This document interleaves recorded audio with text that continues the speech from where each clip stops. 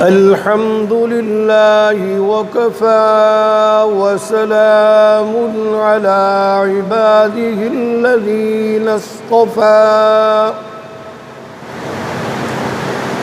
أما بعد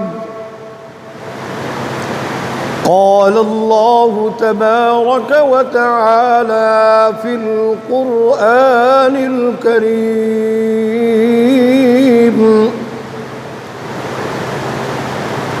أعوذ بالله من الشيطان الرجيم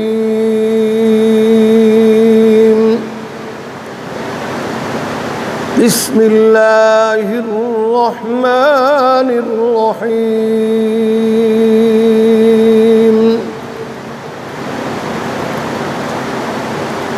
اليوم أكملت لكم دينكم وأتممت عليكم نعمتي ورضيت لكم الإسلام دينا صدق الله مولانا العظيم وصدق رسوله النبي الحبيب الكريم ونحن على ذلك لمن الشاهدين والشاكرين والحمد لله رب العالمين.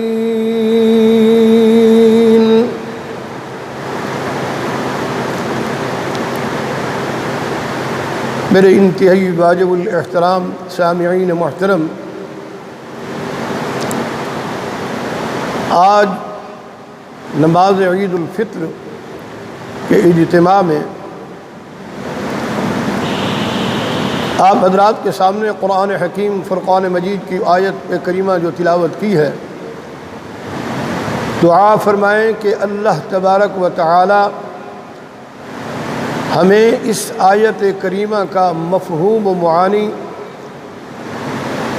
دل کی اتھاہ گہرائیوں سے سمجھنے اور پھر اس پر کامل ایمان کے ساتھ، کامل یقین کے ساتھ عمل پیرا ہونے کی کامل و اکمل توفیق نصیب فرمائے۔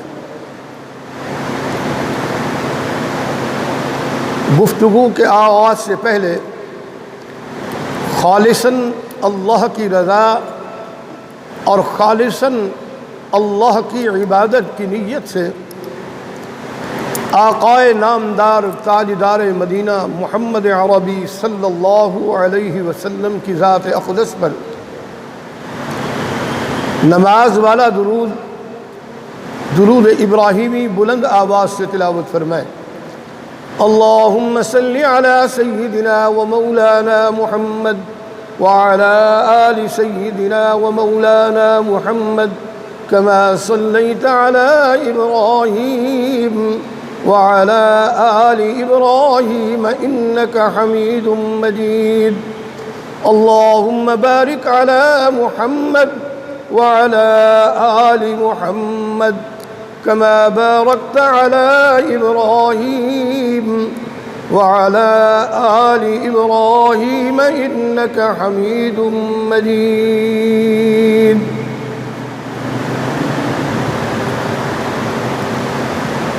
میرے انتہائی واجب الاحترام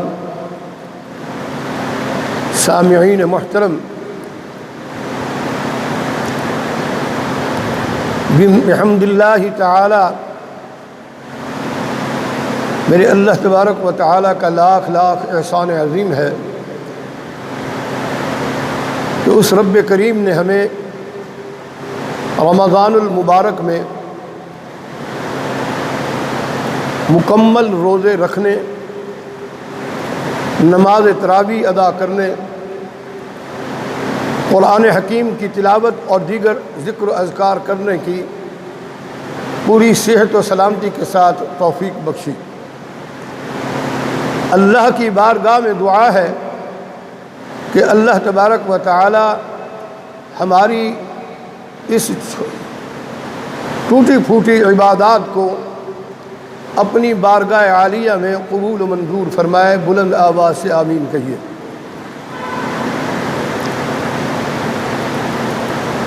اللہ تبارک و تعالیٰ کی بہت بڑی عنایات کاملہ ہے کہ اس نے ہمیں زندگی میں ایک بار پھر رمضان المبارک جیسا مقدس اور مبارک مہینہ ہمیں عطا فرمایا، اور پھر اس مبارک مہینے میں اللہ تبارک و تعالی نے اپنے اس مہمان کا ہم کمزور لوگوں سے اکرام کرانے اور اس ماہ مقدس میں ہونے والی عبادات کو کرانے کی توفیق نصیب فرمائی۔ اللہ کی بارگاہ میں جتنا بھی شکر ادا کیا جائے کم ہے، اس کے بہت بڑے احسانات ہیں۔ وہ عظیم الشان ذات ہے، وہ غفور الرحیم ذات ہے۔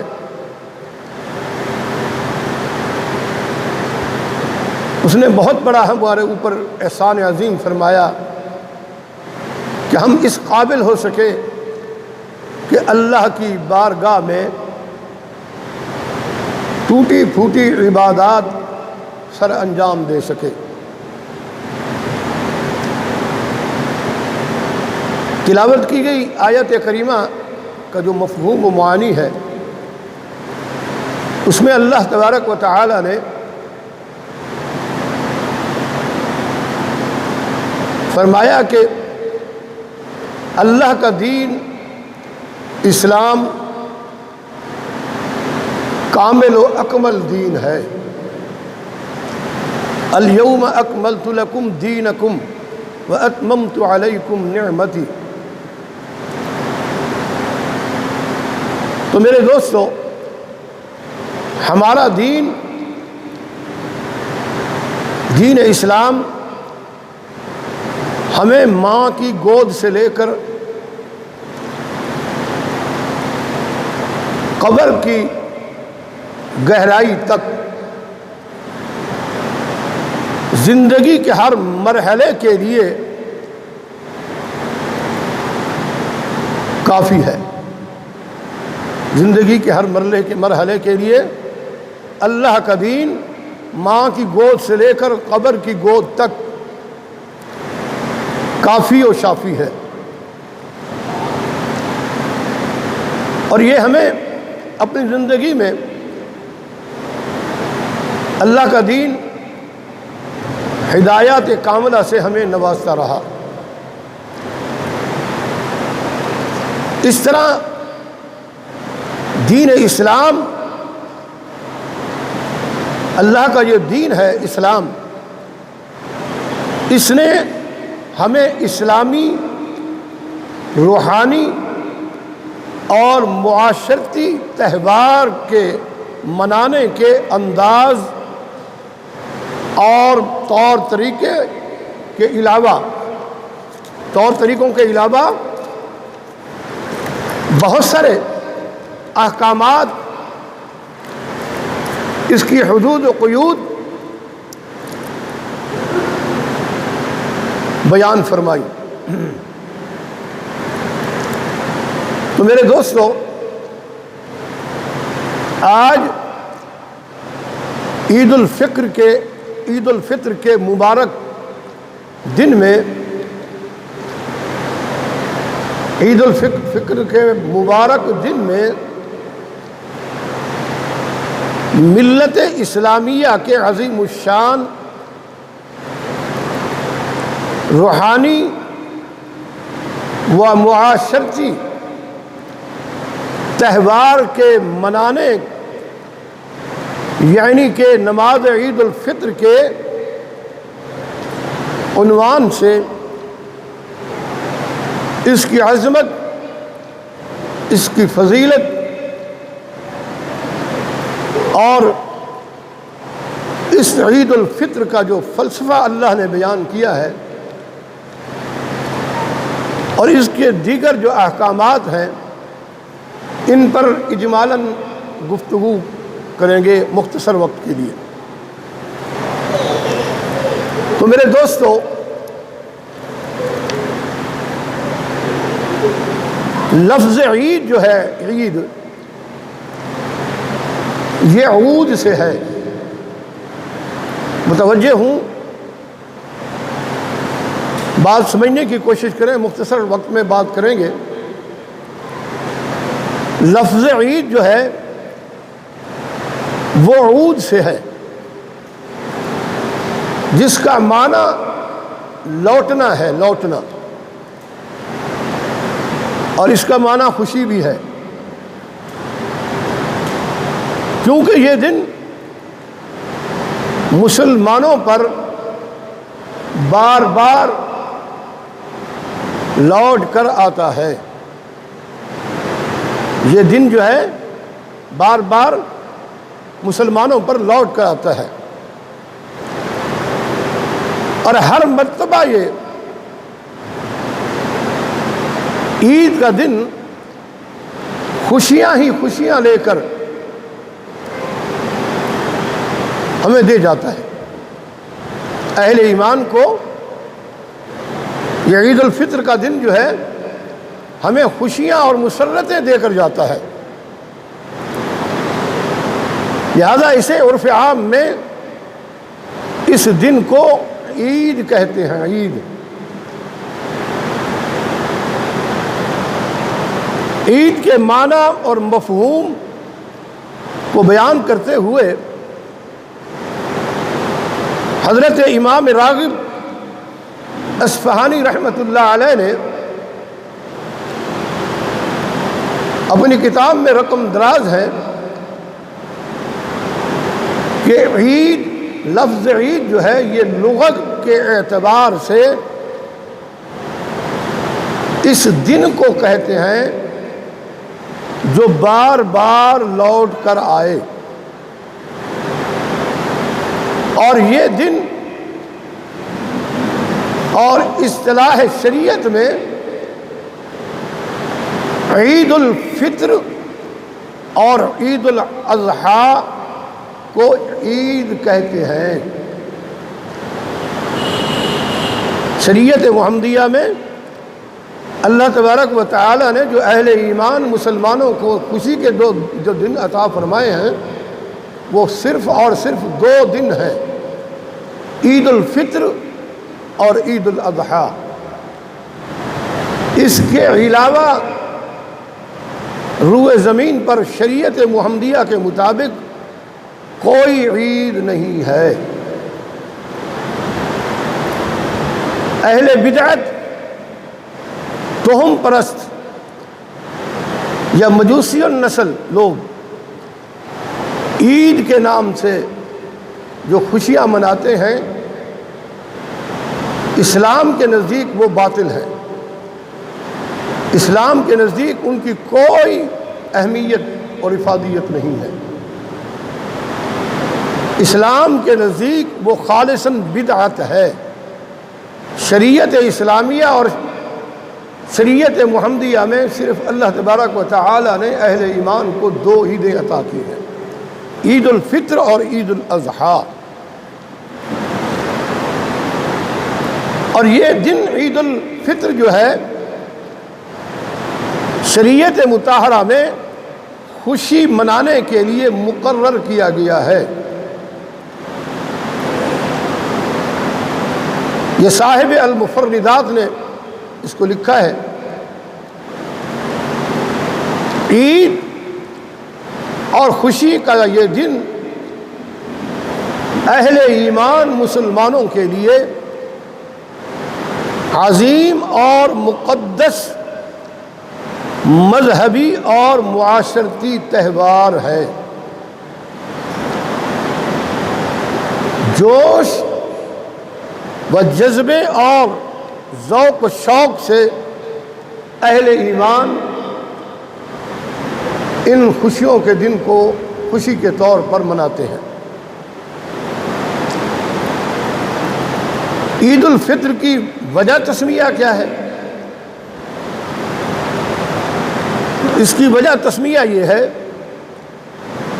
کہ یکم شوال المکرم کو عید الفطر کہنے کی وجہ یہ ہے کہ یہ افطار اور فطر کے ہم معنی ہیں، افطار اور فطر کے ہم معنی ہیں۔ جس طرح ہم روزہ ہر روز روزہ کا افطار غروب آفتاب سے تھوڑی دیر بعد افطار کرتے ہیں، اور اسی طرح رمضان المبارک کے پورے مہینے کا افطار اسی عید سعید کے روز ہی ہوتا ہے۔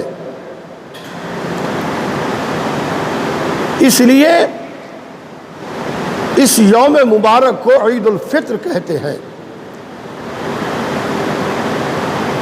اور یہ عید الفطر یا عید الاضحیٰ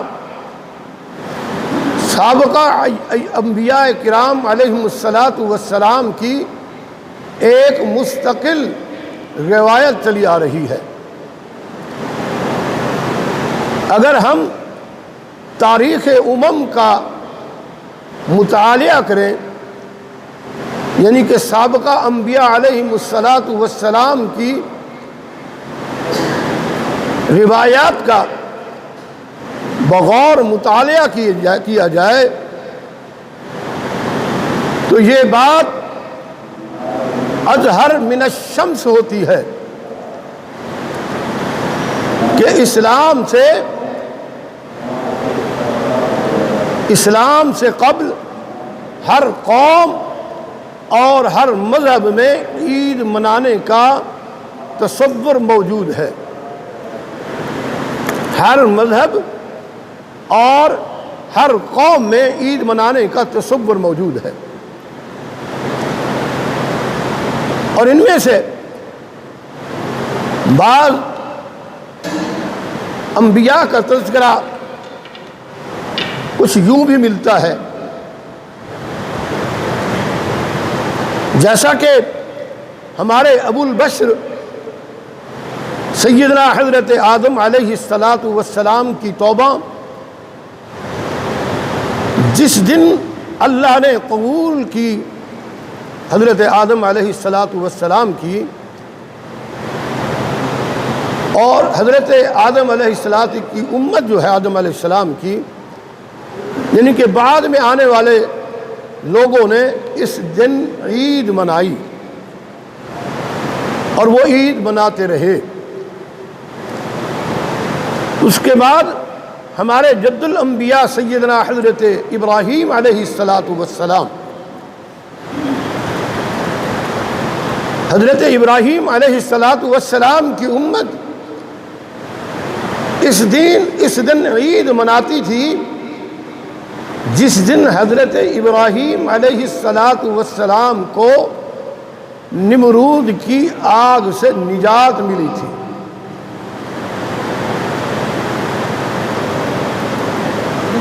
حضرت ابراہیم علیہ السلام کی قوم جو ہے، اور اس دن ایک اور چیز بھی، اور دوسری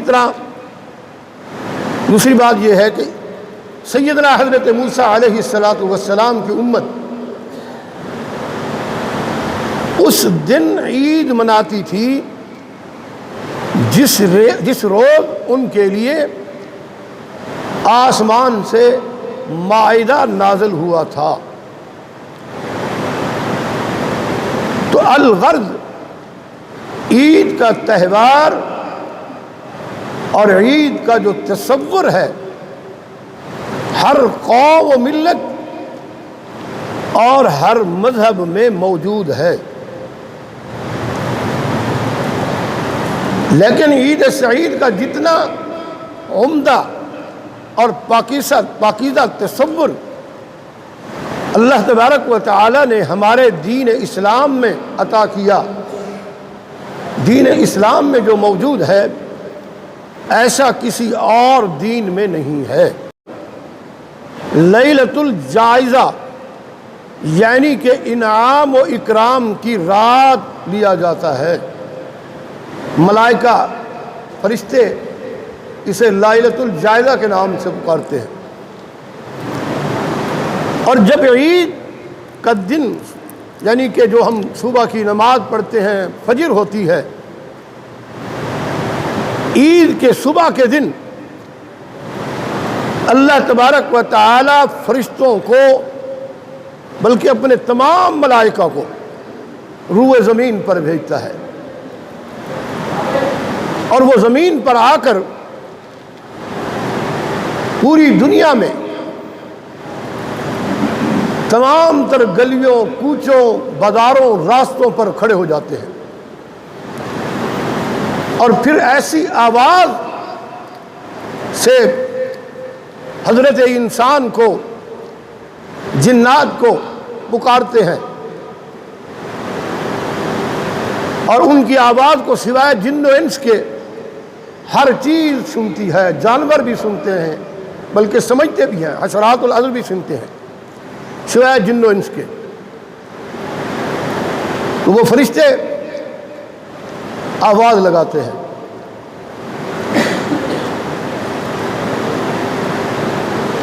اور یہ وہ کہ اے امت محمدیہ صلی اللہ علیہ وسلم، اس رب کریم کی بارگاہ کی طرف چلو۔ وہ اس بات کا منادی کرتے ہیں کہ اے محمد عربی صلی اللہ علیہ وسلم کی امت، چلو اللہ کے گھر، اس کی بارگاہ کی طرف چلو جو اس دن بہت کچھ عطا کرنے والا ہے، اور بڑے سے بڑا تصور لے کر جاؤ، اس لیے کہ وہ تمہارے تمام تر جرائم کو، گناہوں کو معاف فرمانے والا ہے آج کے دن۔ ایک اور حدیث میں روایت ہے، جس نے عید کی رات طلب ثواب کے لیے قیام کیا، رات کو اللہ کی بارگاہ میں کھڑا رہا، اور اس کا دل، اس شخص کا دل جس نے لیلۃ الجائزہ کی رات کو کھڑے ہو کر قیام کیا اللہ کی بارگاہ میں، اس کا دن پھر مرے گا نہیں۔ اللہ کے رسول صلی اللہ علیہ وسلم نے فرمایا کہ اس شخص کا دل نہیں مرے گا جس دن باقی لوگوں کے دل مر جائیں گے۔ ابن ماجہ کی روایت ہے کہ اس شخص کا دل نہیں مرے گا جس دن روز قیامت اللہ کے خوف سے لوگوں کے دل مر جائیں گے۔ تو میرے دوستو، اسی طرح سیدنا حضرت عبداللہ ابن عباس رضی اللہ عنہ نے فرمایا کہ میں نے بذات خود سیدنا حضرت ابو بکر صدیق رضی اللہ عنہ، سیدنا حضرت عمر فاروق رضی اللہ عنہ اور سیدنا حضرت عثمان غنی رضی اللہ عنہ کے ساتھ عید الفطر کی نمازیں پڑھی ہیں۔ یہ سب کے سب حضرات عید الفطر کے خطبہ سے پہلے نماز عید پڑھتے تھے، اور بعد میں عید نماز پڑھنے کے بعد عید کا خطبہ فرمایا کرتے تھے۔ بخاری و مسلم کی حدیث ہے۔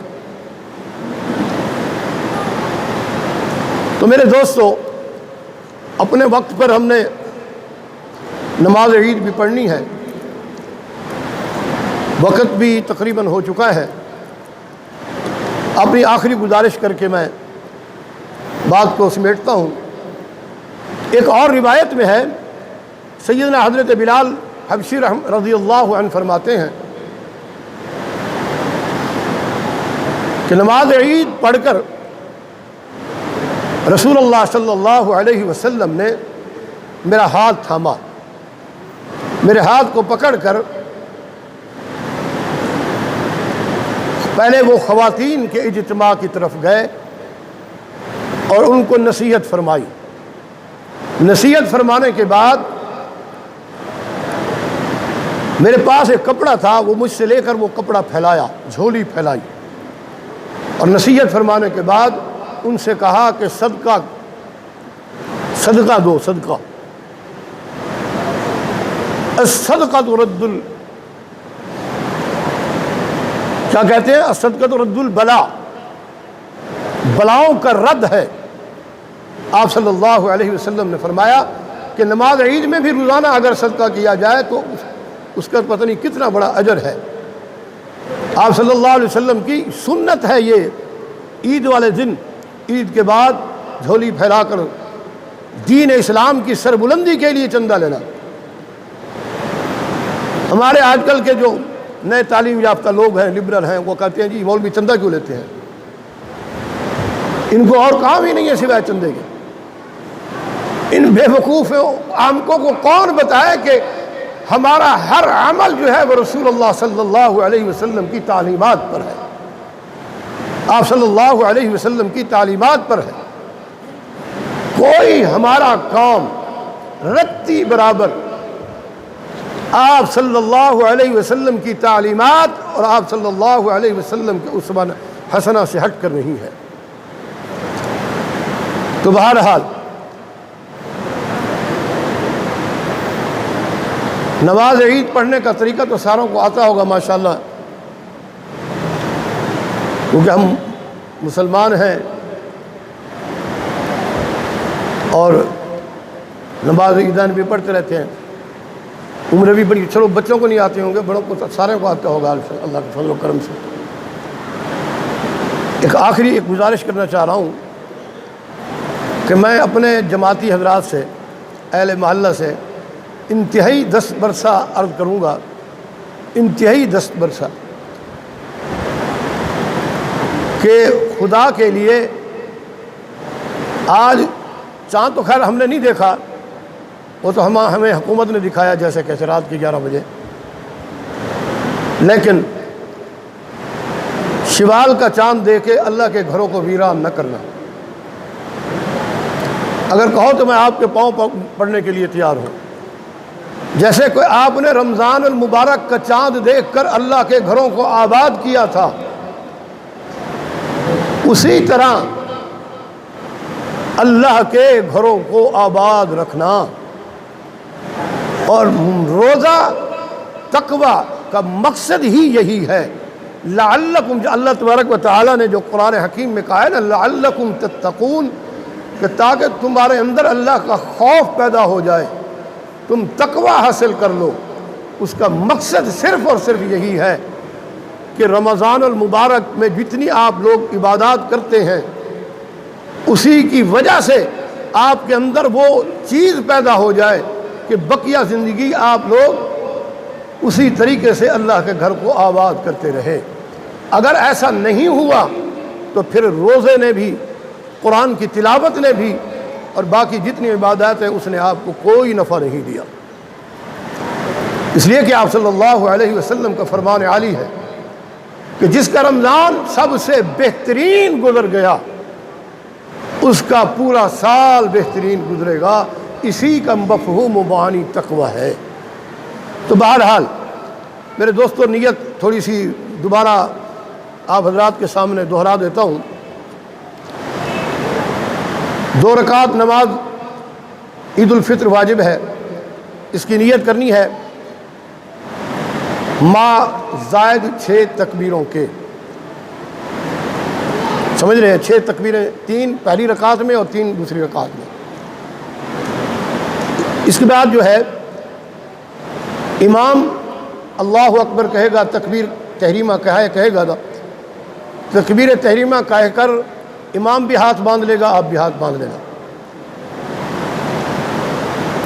امام ثنا پڑھے گا سبحانک اللہم و بحمدک، آپ نے بھی پڑھنے ہیں۔ اس کے بعد پھر امام ہاتھ کانوں تک لے جائے گا، اللہ اکبر کہے گا، اللہ اکبر کہہ کے چھوڑ دینا ہے، ہاتھ اٹھا کر چھوڑ دینا ہے، اور پھر دوسری مرتبہ پھر اللہ اکبر کہہ کے ہاتھ اٹھا کر اللہ اکبر کہیں گے اور ہاتھ چھوڑ دینا ہے، پھر اللہ اکبر کہہ کر ہاتھ چھوڑ دے، پھر ہاتھ اٹھا کر اللہ اکبر کہے اور ہاتھ باندھ لے۔ یہ 3 تکبیریں مکمل ہو جائیں گی، اور پھر اس کے بعد امام قرات کریں گے، ایک رکعت پوری کر کے دوسری رکعت پھر دوبارہ الحمدللہ رب العالمین اور سورت ساتھ ملائیں گے۔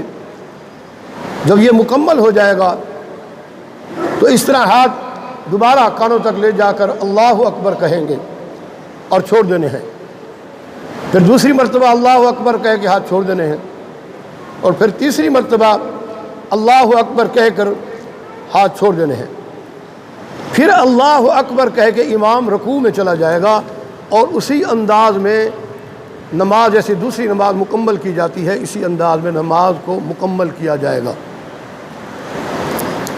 سمجھ آ گئی ہے؟